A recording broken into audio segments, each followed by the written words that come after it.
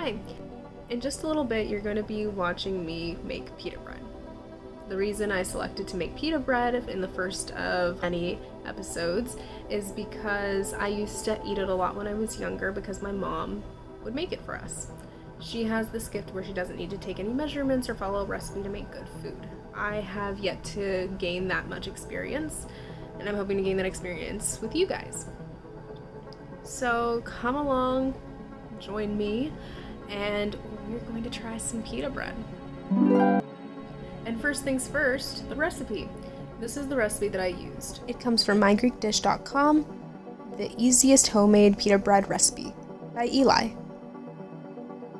We are starting off by mixing our sugar, water, and yeast together.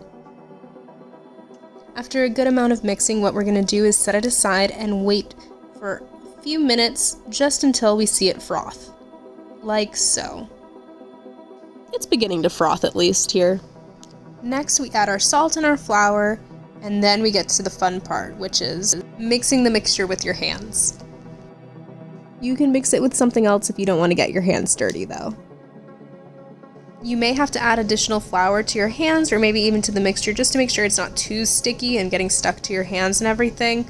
But at the end, you should have just a nice ball of dough. And with that dough, we'll cover it up. This is the beginning, and after 20 minutes, this is the end.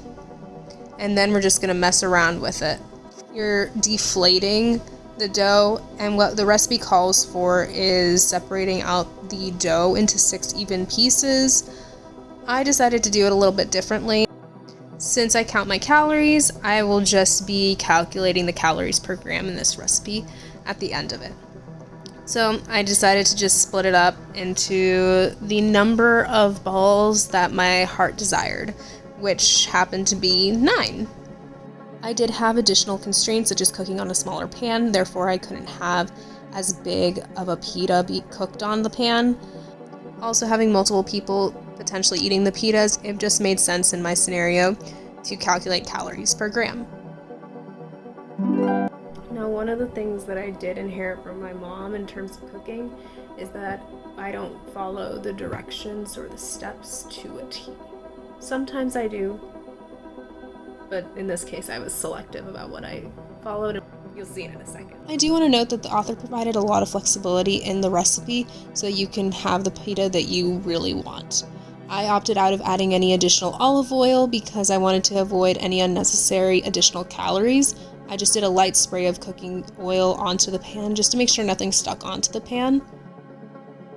Other than that, you cook either side for 3 minutes or so, and you're good to go ahead and eat.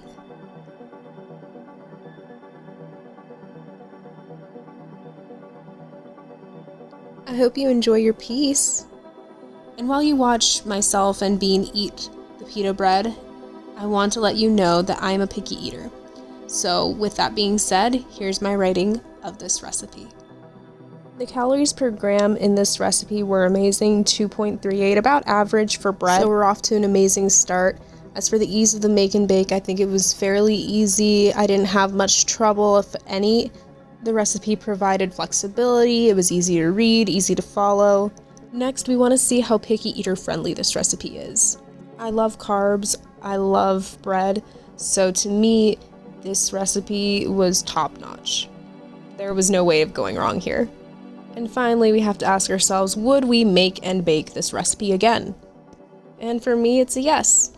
But let's be real, we don't want to just talk about it, we want to see the stars come up on our little slideshow.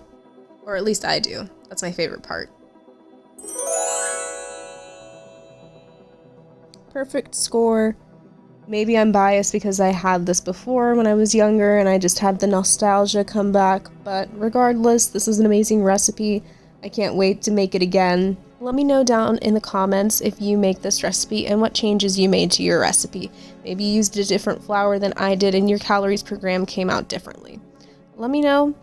Leave a like, leave a comment, subscribe, and we'll see you again next time. Bye.